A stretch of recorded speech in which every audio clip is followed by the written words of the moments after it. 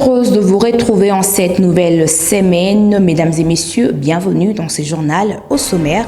Fin de l'épidémie d'Ebola dans la province du Nord Kivu. L'annonce est faite par le ministre de la Santé publique.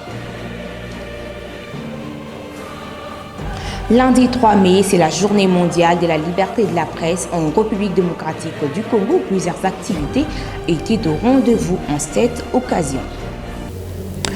Mesdames et messieurs, d'entrée de jeu, l'état de siège décrété par le président de la République, Félix-Antoine Tshisekedi, c'est à l'issue du Conseil de ministres présidé par le chef de l'État le vendredi 30 avril dernier, suivi Patrick Mouyaya, ministre de la Communication et des Médias et porte-parole du gouvernement.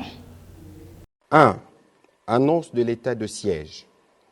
Au regard de la gravité de la situation, particulièrement dans certaines provinces de l'Est de la République démocratique du Congo, le président de la République, chef de l'État, commandant suprême de forces armées de la République démocratique du Congo et de la police nationale congolaise, a informé le Conseil de ministres de sa décision de proclamer, conformément à l'article 85 de la Constitution, un état de siège dans les provinces du Nord Kivu et de l'Ituri, et ce, après concertation avec le Premier ministre et les deux présidents de chambre du Parlement, Conseil supérieur de la défense entendu.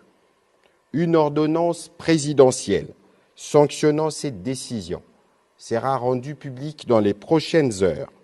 L'objectif poursuivi est de mettre rapidement fin à l'insécurité qui décime quotidiennement nos compatriotes de cette partie du pays. Le Conseil de ministres en a pris acte. Une de mesures rares mais légitimes ou constitutionnelles suivait donc le soubassement juridique de cette décision à travers l'interprétation de Sam Bakasende, juriste de formation. Il est au micro de Richard Nawej. Non, ce n'est qu'un sentiment de joie de constater que le chef de l'État vient de mettre en exergue l'article 85 qui lui donne le pouvoir de constater et le pouvoir de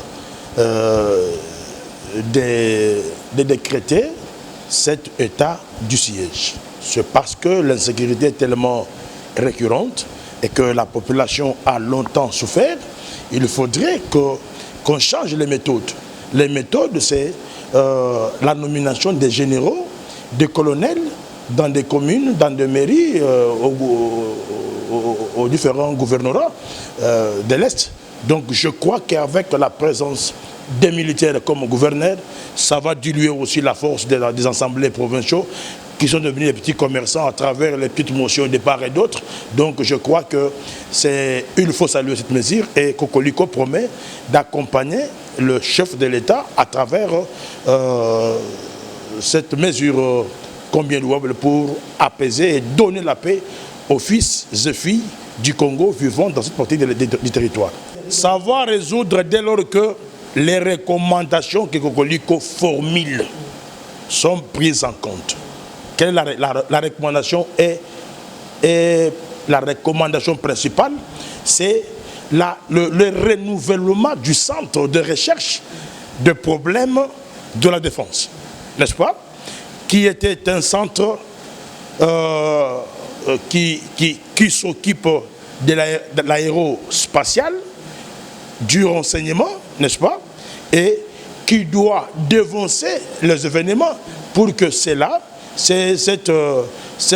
insécurité récurrente ne persiste plus. Donc, le chef doit renouveler, doit redonner la vie à ces centres pour que ces centres se mettent au travail et que le travail de ces centres puisse permettre au chef de l'État d'avoir tous les renseignements importants qu'il faut sur le devancement des événements et des regroupements occultes contre la République. Quels sont les risques de la passation du pouvoir de civil au militaire qui prévoit la loi dans la mesure de l'applicabilité de l'état de siège décrété par le chef de l'État dans la province d'Ituri du Nord Kivu? À cette question, Manuel Ilunga, analyste et connaisseur en droit, répond au micro d'Espoir Kinanvidi. Il y a une difficulté dans notre pays, la loi organique n'existe pas encore au jour d'aujourd'hui. L'article 85 de la Constitution qui sert de base à l'état de siège prévoyait normalement cette loi. C'est la raison pour laquelle je venais d'évoquer l'ordonnance du président de la République. Attendons, je suis sûr et certain que cette ordonnance du président de la République viendra donner des précisions. Mais déjà, d'une manière générale, nous savons que l'état de siège, c'est un régime spécial qui consiste à établir quelques restrictions des libertés publiques et l'accroissement du pouvoir des services de sécurité. Il y aura peut-être le pouvoir ou les compétences des tribunaux militaires qui seront revues à la hausse. Il y aura peut-être une administration militaire qui sera mise en place pour essayer de voir autrement les choses. C'est pourquoi, encore une fois de plus, je demande aux Congolais d'être patients en attendant l'ordonnance qui sera signée par le président de la République dans les heures qui suivent. Je suis sûr et certain que cette ordonnance amènera de précisions sur ce qui concerne l'applicabilité de cet état de siège. On ne peut pas conclure pour le moment que c'est une solution parfaite et totale. Non, non. Le président de la République, dans ses prérogatives, essaye de prendre toutes les mesures jugées nécessaires pour arriver à apporter une solution durable. Depuis qu'il est élu président de la République par le peuple congolais, que dire de la monnaie nationale congolaise, sur sa valorisation sur le marché américain, la politique monétaire et du monopole de la Banque centrale du Congo afin de redynamiser davantage les secteurs de change et assurer un meilleur modèle? Pour plaider à cet équilibre monétaire, le président de la coopération des cambistes de la République démocratique du Congo, COPECAM, en sigle épingle quelques pistes dont Donalengu est au micro de Richard Nawej. Vous savez, c'est la Banque centrale qui est l'autorité monétaire des politiques monétaires. Dans ces contextes aujourd'hui, des Covid ou après Covid, qui sait aujourd'hui, qu'est-ce qu'il faut faire?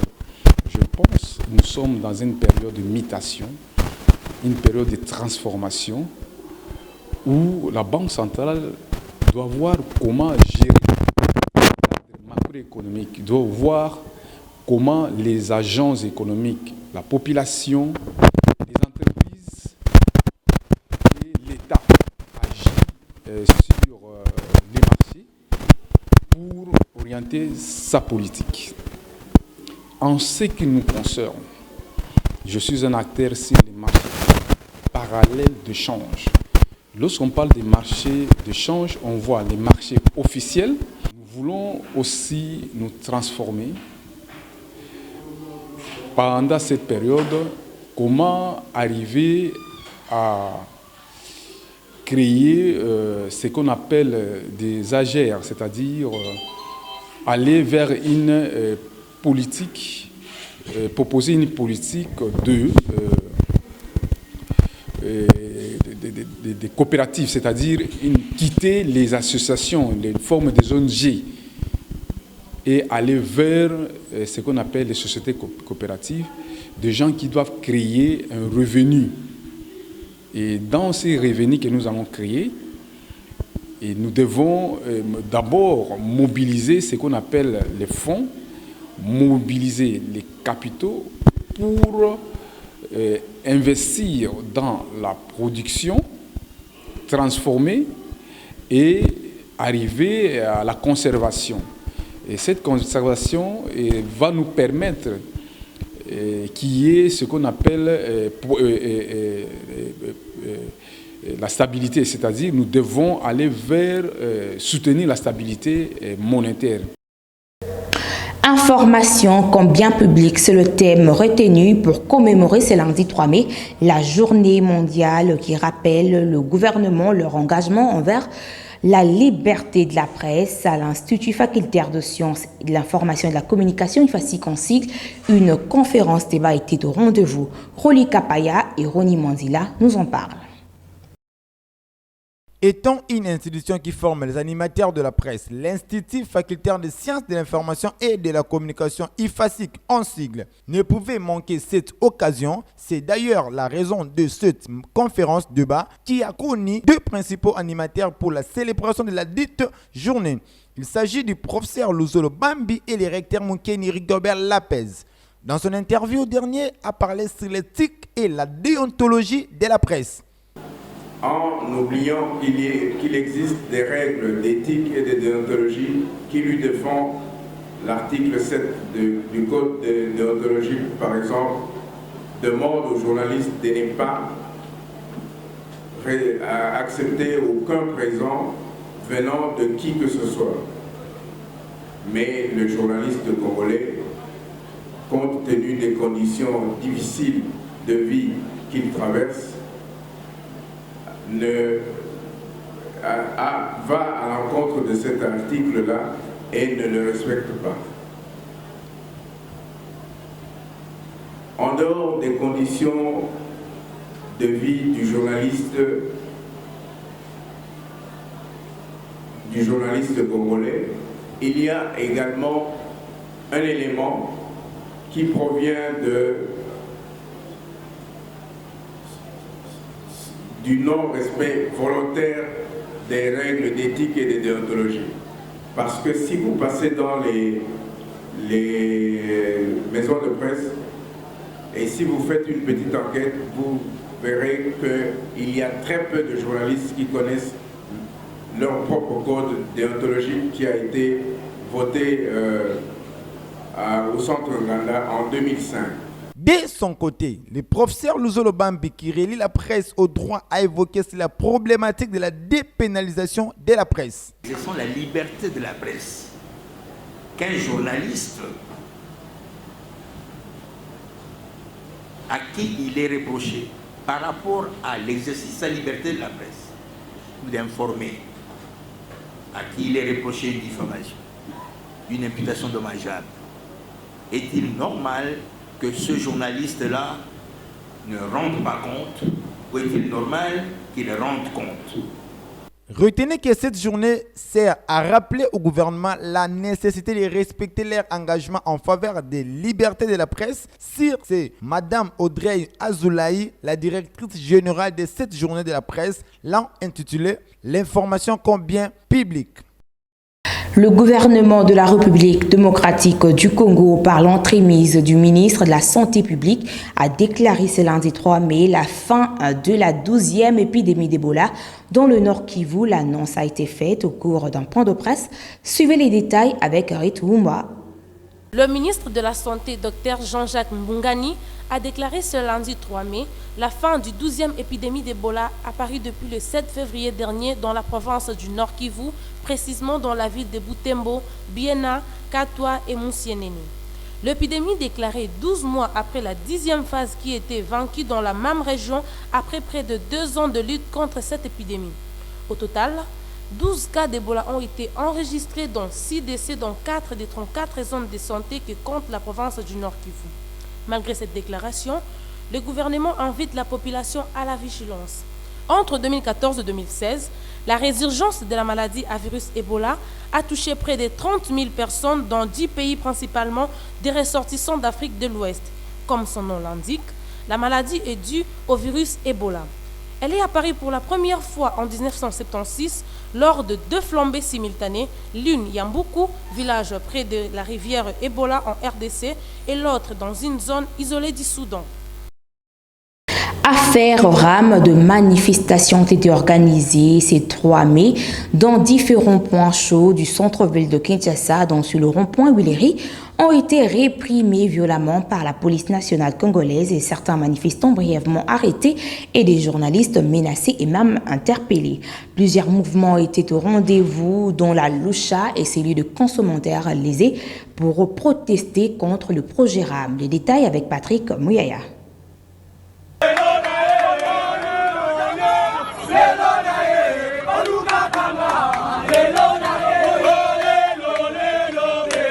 Le mouvement citoyen Lucha et le mouvement de consommateurs lésés ont organisé une marche de protestation contre le projet RAM. C'est lundi 3 mai 2021 à Kinshasa. Cette marche a été brutalement réprimée par la police nationale congolaise. Signalons par ailleurs que cette manifestation a été lancée pour protester contre le prélèvement de la taxe RAM. Le projet RAM est contesté au pays par plusieurs personnes qui dénoncent une taxe illégale prélevée auprès de propriétaires de téléphones mobiles. Puisque cette situation de RAM demeure une préoccupation dans le chef de certains Congolais. Je ne suis pas content. Je ne suis pas content parce qu'en tant que cabiniste, nos clients, nous avons maintenant des problèmes auprès de nos clients à propos de ces problèmes de RAM. Je ne sais pas RAM si c'est quel réseau qu'on nous apprend pour le moment. Il y a coupure d'unité en tout moment. Les clients se plaignent. Bon, nous ne savons pas comment faire. Est-ce que c'est un problème où le gouvernement devait intervenir ou bien nous ne savons pas quoi faire avec les sociétés de communication? Alors s'il y a moyen, il faut que le gouvernement intervienne, le ministère de PTMTIC peut intervenir pour savoir avec les sociétés. Malgré la police nationale congolaise a empêché la marche, mais le manifestant promet de se réorganiser en vue de poursuivre leur marche dans les jours qui viennent. Rappelons que une dizaine de personnes interpellées et des journalistes ont été relâchés.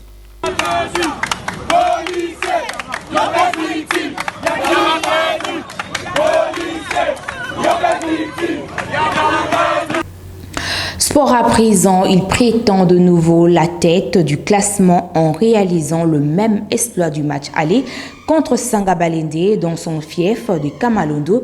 La rencontre s'est jouée le dimanche 2 mai dernier que les Corbeaux ont pris l'avance, l'ont fait dans un match dominé des bout en bout. Suivez les commentaires signés Mathilde Bolandeko. Comme lors du match aller, le TP Mazembe l'a encore remporté sur les 100 hors de Mbujimayi, avec un même score étriqué d'un but à 0. Un peu plus tôt que celui marqué au stade Kachala Bonzola, le but débloquant les marquoirs et intervient dans le dernier instant, précisément à la 78e minute. L'autre différence de ces buts, c'est qui est l'œuvre de Kofi Kwame pour éviter les désordres observés lors du match aller en Mbujimayi. Les désordres causés par les supporters de Mbujimayi, le président du TP Mazembe, Moïse Katumbi, appelle au calme aux supporters de Badiangwena qui ont voulu se venger en retour. C'est un message de paix, un message d'amour. Je demande à tous les supporters de Mazembe, à tous les Badiangwena, d'être calmes. Nous allons jouer avec nos frères. Nous devons savoir pardonner. Il ne faudrait pas que nous puissions cultiver la haine. Le Congo a besoin de la paix. Ce sont nos frères. Ce qui est arrivé, nous devons savoir pardonner. Et surtout, c'est le mois de la Maman Marie. Donc ce mois-ci, c'est un mois où il y a plus de bénédictions.